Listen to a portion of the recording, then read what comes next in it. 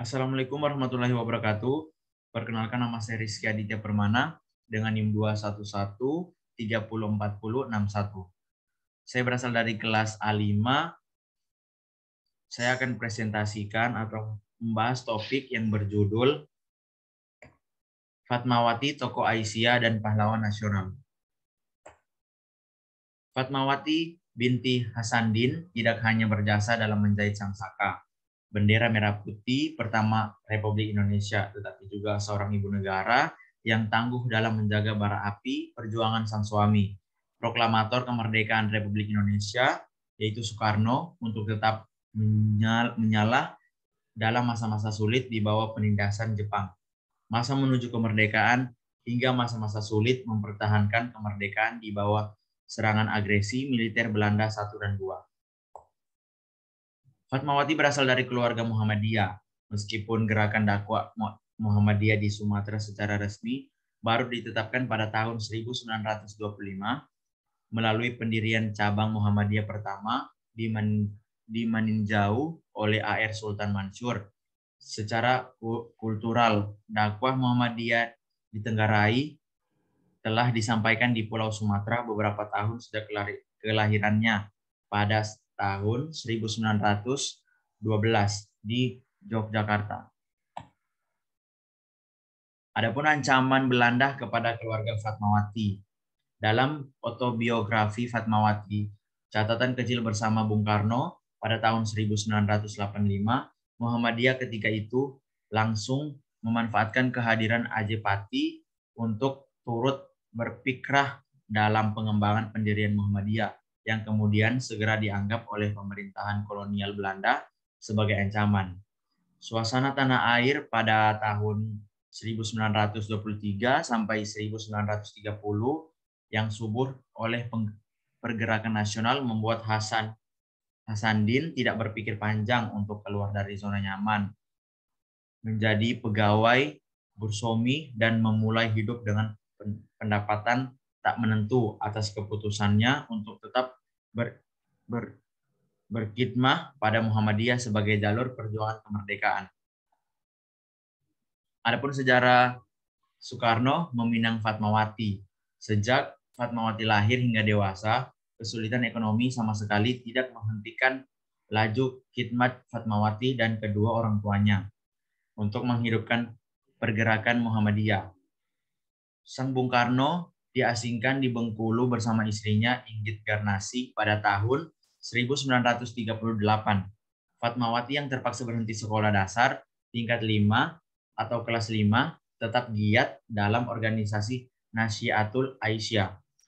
Sosok Fatmawati yang sangat sopan, cerdas, dan pandai dalam bernyanyi membuat dirinya mendapatkan peran langkah di sekolah Katolik, yaitu untuk memerankan Bunda Maria pada perayaan Natal 24 Desember 1988, sekaligus menyanyikan Kidung Natal style Natch yang disaksikan langsung dan disambut baik oleh para pastor, suster, Soekarno, Inggit, dan kedua orang tua Fatmawati yang dikenal sangat taat dalam beragama, yaitu Hasanuddin dan Siti Jubaidah.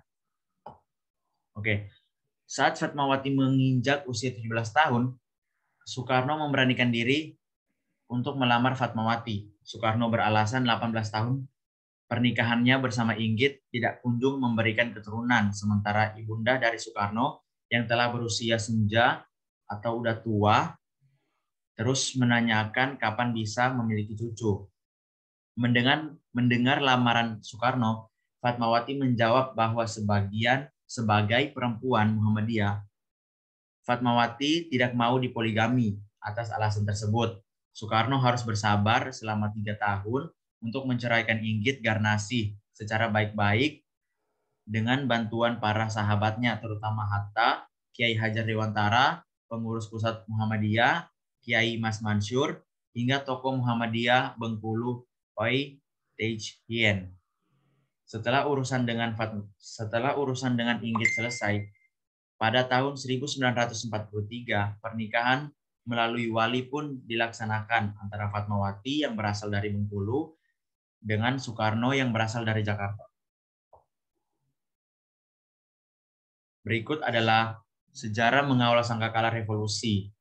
Pada tanggal 1900, pada tanggal 1 Juli 1943, Fatmawati bersama kedua orang tuanya mulai tinggal di Jakarta.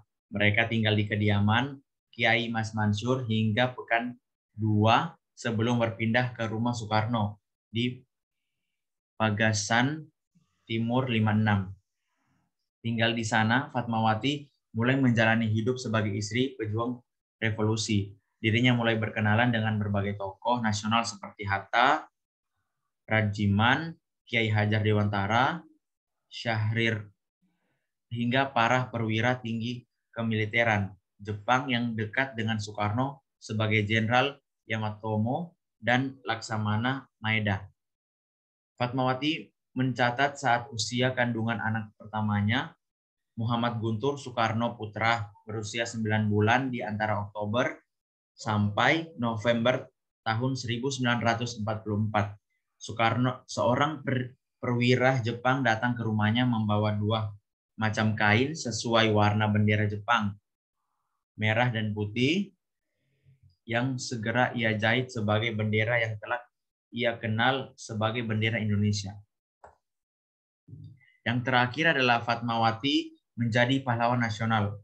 Setelah kelahiran anak kelimanya, Muhammad Guru Soekarno Putra, Fatmawati berpisah dengan Soekarno seiring berita bahwa Soekarno hendak memperistri Hartini. Fatmawati setia pada janjinya bahwa perempuan Muhammadiyah tidak mau dipoligami. Setelah berpisah dengan Soekarno, Fatmawati tetap berpikrah bagi pengembang dakwah Muhammadiyah hingga akhir hayatnya. Dari pernikahan dengan Soekarno, ia dikaruniai 5 orang anak. 3 diantaranya adalah perempuan, yakni Megawati Soekarno Putri, Rachmawati Soekarno Putri, dan Sukmawati, atas jasanya terhadap revolusi kemerdekaan. Pada tanggal 4 November tahun 2000, Presiden Republik Indonesia Abdurrahman Wahid melalui Kongres nomor 118/TK/2000 menetapkan Fatmawati sebagai pahlawan nasional. Sekian dari saya. Wassalamualaikum warahmatullahi wabarakatuh. Terima kasih.